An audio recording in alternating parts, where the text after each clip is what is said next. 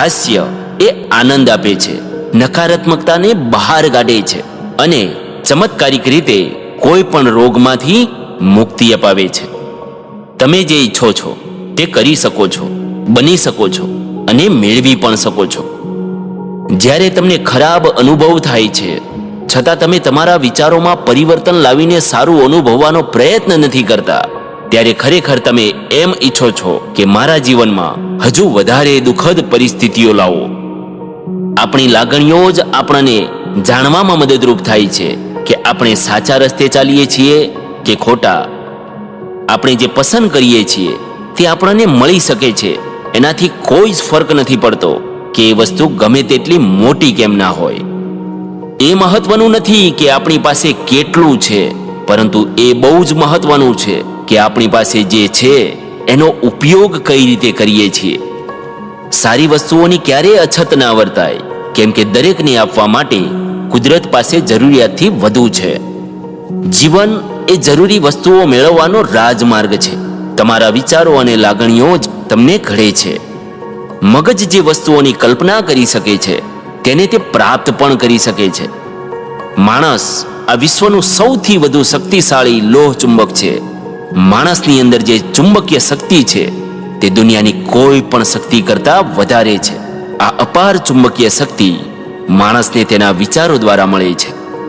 જ્યારે તમે સંબંધ બાંધવાનો ઈરાદો સેવો છો ત્યારે તમારા વિચારો, શબ્દો, કાર્યો અને તમારા સંજોગો તમારી આંતરિક ઈચ્છાનો વિરોધ ન કરે તેનું ધ્યાન રાખો. એવો સંબંધ જ શું કામનો જેમાં વારંવાર સમાધાન કરવા પડે. કંઈ પણ બદલી શકવા માટે તમે સક્ષમ છો, કારણ કે તમારા વિચારો અને લાગણીઓ પસંદ કરવાનું તમારા હાથમાં છે. તમારા મનમાં દોરેલા દ્રશ્યને નક્કર રૂપ થતા કોઈ રોકી નહીં શકે, સિવાય કે જેણે એ તાકાતને જન્મ આપ્યો છે, એટલે કે તમે. તમારી જાત સાથે પ્રેમ અને આદરપૂર્વક વર્તો, પછી જે તમને પ્રેમ અને આદર આપશે એવા લોકોને તમે આકર્ષી શકશો. બ્રહ્માંડ વિચારમાંથી ઉદ્ભવ્યું છે. આપણે આપણા ભવિષ્યના નહીં, બ્રહ્માંડના સર્જક છીએ. તમને શું જોઈએ છે તે વિશે તમે વિચારો, પછી એ વિચાર દ્રઢ કરો તો તમે જે વિચારેલું છે એવું તમારા જીવનમાં બનશે જ. તમારી શક્તિ વિશે તમે જાગૃત છો તથા તમારી ચેતનામાં એ શક્તિને જકડી રાખો તો એ તમારી બહુ મોટી તાકાત છે. પોતાના માટે કામ કરો. જ્યાં સુધી તમારી જાતને પૂરી જાણી ના લો ત્યાં સુધી બીજાને આપવા જેવું તમારી પાસે કાંઈ જ નહીં હોય. માંગવું એ પહેલું પગથિયું છે. તમને શું જોઈએ છે તે કુદરતને જણાવો. કુદરત તમારા વિચારોનો પ્રતિસાદ આપ્યા વિના નહીં રહે. સંબંધ સફળ બને તે માટે બીજી વ્યક્તિમાં જે સારા ગુણ છે એના વખાણ કરો, એના વિશે ફરિયાદ બંધ કરો અને એની શક્તિઓ પર જ ધ્યાન કેન્દ્રિત કરશો તો બદલામાં તમને પણ તેવી જ શક્તિ મળશે. તમે આ જગતમાં કંઈક ઉમેરવા જન્મ્યા છો.